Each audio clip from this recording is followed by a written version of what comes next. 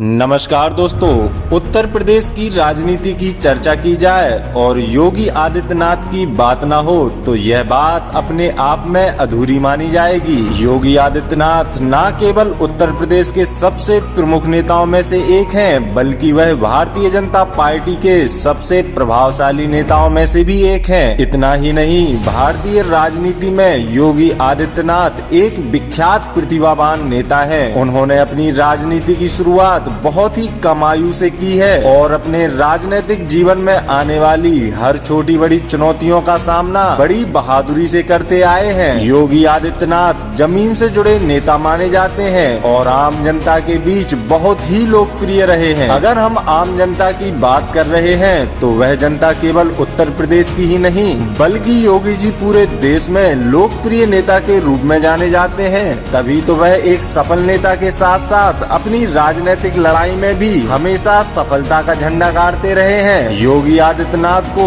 आम जनता योगी जी से अधिक पुकारती है। तो चलिए दोस्तों, जानते हैं बीजेपी के प्रमुख नेता और उत्तर प्रदेश के मुख्यमंत्री श्री योगी आदित्यनाथ का संपूर्ण जीवन परिचय।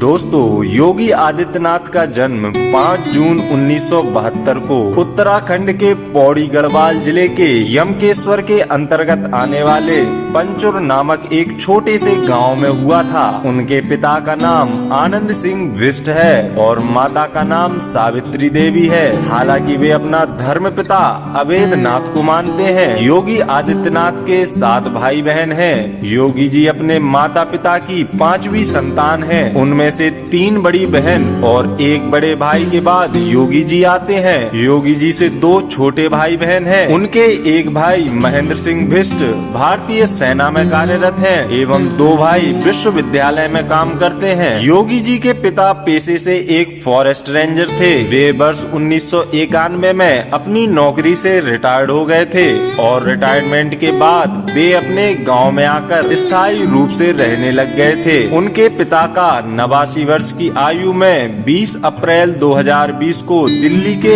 एम्स में निधन हो गया था। योगी जी अविवाहित हैं, इसलिए उनका अपना कोई संतान होने का तो प्रश्न ही नहीं है। अविवाहित होने व जीवन में सदाचार मर्यादा का पालन करने के कारण उनका अपना कोई भी व्यक्तिगत परिवार नहीं है। योगी आदित्यनाथ एक हिंदू हैं, वह जाति से राजपूत हैं। वैसे योगी होने के कारण वे जाति व्यवस्था से ऊपर हैं, इसलिए उनके लिए जाति विशेष दर्शाना उचित नहीं है, क्योंकि सन्यासी की कोई जाति नहीं होती। आपको बता दें, योगी आदित्यनाथ की अपनी प्रारंभिक शिक्षा अपने आसपास के स्थानीय स्कूल में प्राप्त हुई। योगी जी ने 1987 में टिहरी के स्कूल से 10वीं की परीक्षा पास की थी। 10वीं के बाद उन्होंने 1989 में ऋषिकेश के श्री भरत मंदिर इंटर कॉलेज से इंटरमीडिएट किया था। इन्हीं दिनों वे अखिल भारतीय विद्यार्थी परिषद ABVP से भी जुड़ गए थे।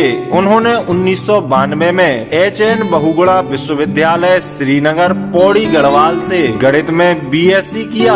वे जिस कमरे में रहते थे वहां से उनके कुछ प्रमाण पत्र गुम हो गए। इससे उन्हें गोरखपुर से विज्ञान में MSc करने में बाधा आ गई। बाद में उन्होंने ऋषिकेश से विज्ञान में MSc के लिए एडमिशन लिया था, मगर उसी दौरान राम मंदिर आंदोलन के कारण उनका ध्यान अध्ययन से हट गया और उन्होंने आगे की पढ़ाई को वहीं छोड़ दिया। योगी आदित्यनाथ एक मध्य वर्गीय किसान परिवार से आते हैं और उनका आरंभिक जीवन गांव देहात के माहौल में गुजरा है। दूसरे अनेक लोगों की ही भांति योगी जी ने भी किशोर अवस्था में अपने आगे की दिशा को तय नहीं किया था। वे छात्र राजनीति से तो जुड़े, मगर उनका ध्यान बाद में धार्मिक विचारधारा की ओर मुड़ गया। 15 फरवरी 1994 को नाथ संप्रदाय के सबसे प्रमुख मठ गोरखनाथ मंदिर के उत्तराधिकारी के रूप में अपने गुरु महंत अवैधनाथ से दीक्षा लेकर संत योगी बने। 90 के दशक में राम मंदिर आंदोलन के दौरान एक बार योगी जी की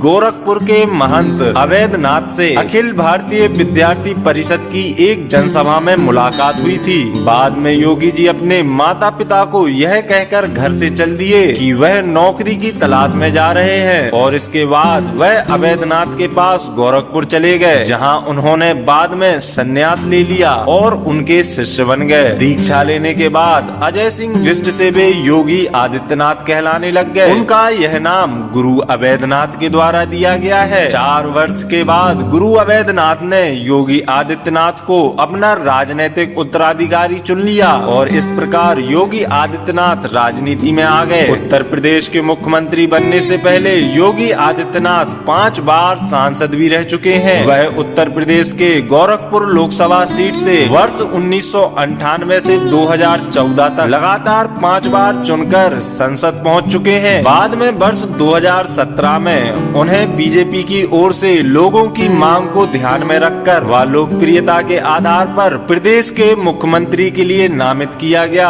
मार्च 2017 में योगी जी पहली बार उत्तर प्रदेश के मुख्यमंत्री बने और अपनी लोकप्रियता के कारण वह दोबारा वर्ष 2022 में भी चुनकर आ गए। योगी जी 2023 तक वर्तमान में उत्तर प्रदेश के मुख्यमंत्री के पद पर हैं और अपने कुशल और योग्य शासन के कारण न केवल प्रदेश के बल्कि पूरे देश में एक सम्मानीय और लोकप्रिय नेता के रूप में जाने जाते हैं। 19 मार्च 2017 को जब उन्होंने पहली बार उत्तर प्रदेश के मुख्यमंत्री के पद के लिए शपथ ली थी, तभी उन्होंने कसम खाई थी कि भूमाफियाओं, मवालियों और विशेष प्रकार के अराजक तत्वों से उत्तर प्रदेश को मुक्ति दिलाएंगे। मुख्यमंत्री बनते ही उन्होंने सबसे पहले उत्तर प्रदेश की कानून व्यवस्था में सुधार पर ध्यान दिया, आम जनता की समस्याओं पर ध्यान दिया और प्रदेश में विकास को गति दी। वित्तीय वर्ष 2017-18 की जानकारी के आधार पर उनकी संपत्ति से जुड़े कुछ आंकड़े सामने आए थे, जिनमें उनके पास 1 लाख रुपए का कैश और 81,000 रुपए की ज्वेलरी है। उनके बैंक डिपॉजिट एवं अन्य जमा खातों में 1,13,75,346 करोड़ रुपए हैं। इन सबको मिलाकर उनकी कुल संपत्ति